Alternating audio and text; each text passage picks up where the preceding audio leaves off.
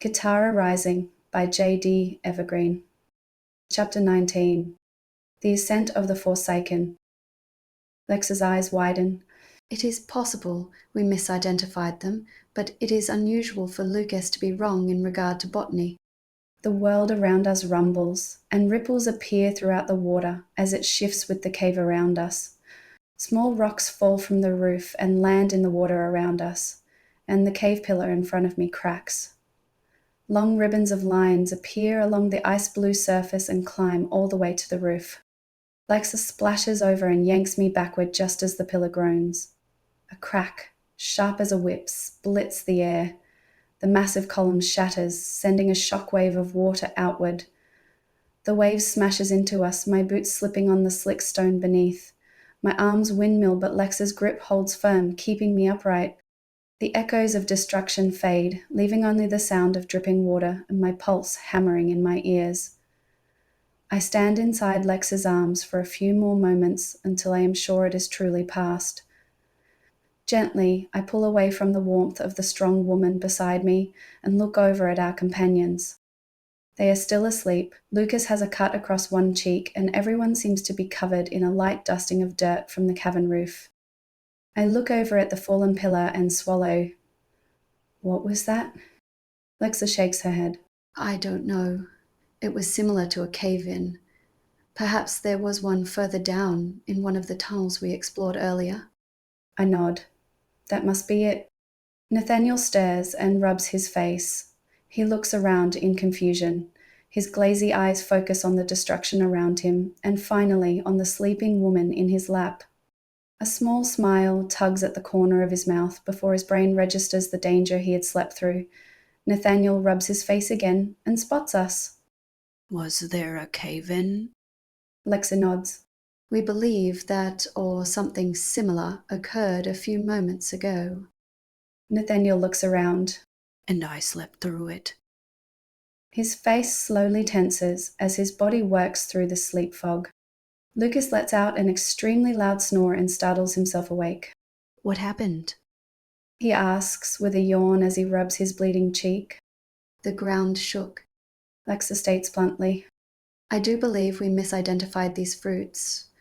We were unable to rouse you, and you slept through this whole cave system shaking. Lucas frowns and stretches. I don't misidentify plants. Sluggishly, he crawls off the rock and staggers through the water. Although, he says, rubbing his face and looking queasy. There is a first time for everything. He grabs hold of a bunch of fruit and squints at it, slowly pulling apart the fruit and scrutinizing it every step of the way. Melissa stares and looks confused at the cluster of fruit in her hand. I feel like I have been drugged. Lucas nods. But it is because we were. He holds up the mangled fruit in his hand. These are not elmeras. They look the same in every way, except the skin on the inside of the fruit is purple and not red like it should be. Lexa brushes the dust off her leather tunic. Perhaps the fruit evolved over time to have this side effect? Lucas nods. Yes, but why? I shrug and glance at the cracked cave walls. I don't know, but I don't really want to hang around to find out. Nathaniel gently shakes Tash. No response. His brows furrow, the concern in his expression growing. He shakes her again. Harder this time. Nothing. Touch? His voice is lower now, his usual composure cracking. My stomach knots. I stumble forward, forcing myself to remember how my mother checked for signs of life. I press 2 fingers to her throat. A pulse. Steady. Strong. I exhale, tension seeping from my shoulders. She's okay, I murmur, meeting Nathaniel's gaze. Just taking longer to wake up. Nathaniel looks down at her, hesitation flickering in his eyes before he carefully lifts her into his arms. He cradles her, and for the first time, I see something beyond the usual gruff exterior. Relief. Nathaniel tries to stir Tash gently. The rest of us are awake. Why isn't she? We ate the same amount of fruit. I nod. My mother used to tell me about her job. Once she told me of a goblin who was so fat she had to give him twice the amount of sleeping medicine for his surgery, and that if she had have given that dose to a smaller goblin, It would have made them sleep for twice as long. Nathaniel's eyebrows brown. I don't understand. I gestured to Tash. Tash is a lot smaller than you are, and if you ate the same amount of fruit, it will take her twice as long to wake as you did. Nathaniel looks at me, and for the first time, I realize his eyes are brown. Are you certain? He asks. I consider my words carefully. I'm not certain. I don't have much medical training, but I am confident that this situation is like the goblins. Nathaniel seems satisfied with my answer and gently brushes the hair off her face as he cradles her in his arms. It is truly amazing to see someone as powerfully built as Nathaniel be so careful with the fragile woman. Everyone groups together, and tiredly we stumble out of the shallow underground lake and up the winding tunnel. It is weird moving out of the brightly lit chamber and into the darkness of the sweeping tunnel. The glowing rocks we had collected before leaving the underground oasis provide our only light. The eerie light casts little shadows and reveals the deep cracks in the tunnel walls. This place won't survive another shake like the one we had before. We walk for nearly an hour before Tash stirs and can walk herself through the dark tunnel. Her wake-up must have been more brutal than ours. It would be so strange to wake up in a place where you did not fall asleep. Nathaniel sets her down on the ground and walks behind the stumbling woman, ready to catch her should she fall. We take another turn and squeeze through a narrow pass. Every time we meet one of these places, I am afraid we will find another dead end. I don't like the idea of having to brave the land of mushrooms again, and that will be our only option if this tunnel ends. Lucas sighs loudly. It sure is nice to be in a place where things aren't trying to kill us. He comments, opening and closing his arms in a snapping motion that mimics jaws. About the poison berries. Melissa questions. I am not sure the berries were trying to kill us. Lexa says, twirling a purple flower she had picked between her fingers. What I am trying to say Lucas says, waving his arms around, is that I haven't run screaming for at least 4 hours, and that's a nice change. I'm fairly certain if someone so much as sneezed when Tash first approached those purple flowers, she would have run screaming. I joke and step out of Tash's reach. Tash sends me a death glare that could rival my own. Melissa pats her on the shoulder and grins. Don't look at her like that. You were kind of twitchy around the flowers. Tash sighs and rubs her temples. Those mushrooms messed me up. I may never trust plant life again. Nathaniel steps up beside Tash, offering quiet comfort and perhaps protection from any attacking vegetation. Tash smiles up at him as they walk side by side.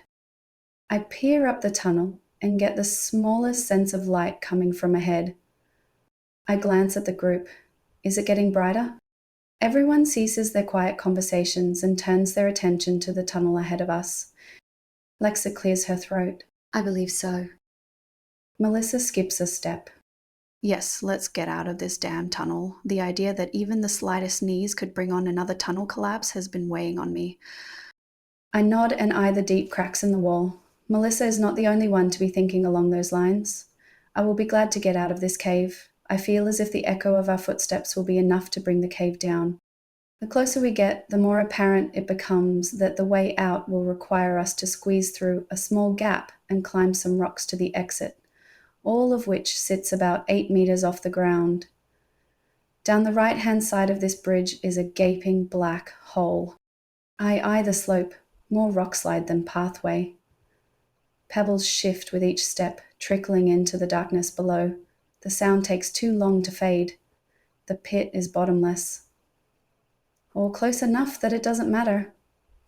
One wrong step, one misjudged foothold, and I swallow hard.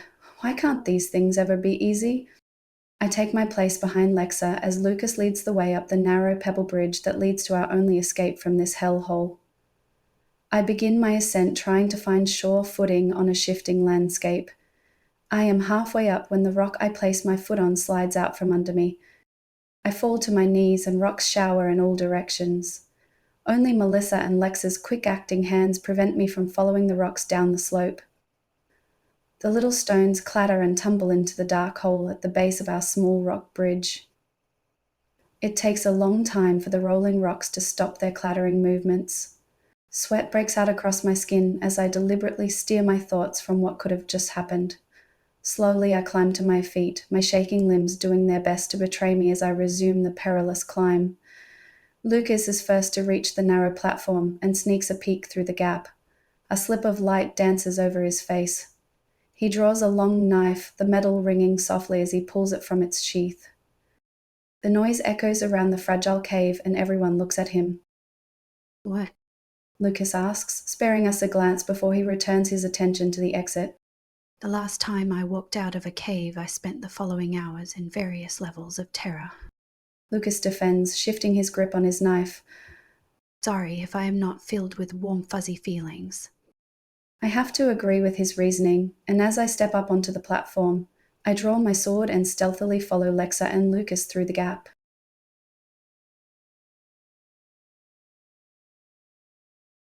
So, sleeping through a cave-in? Questionable life choices. Misidentifying fruit that drugs the entire party? Unacceptable behavior, Lucas. And honestly, should we really trust any plant life at this point? Tash seems to have the right idea. Never again. What do you think? Would you have taken a bite of those suspiciously sleepy fruits? Let me know in the comments. If you're enjoying Katera Rising, don't forget to like this video and subscribe to the channel so you never miss a chapter. New chapters drop every Monday, Wednesday, and Friday, so stick around. The adventure is far from over. Thanks for listening, and I'll see you in the next one.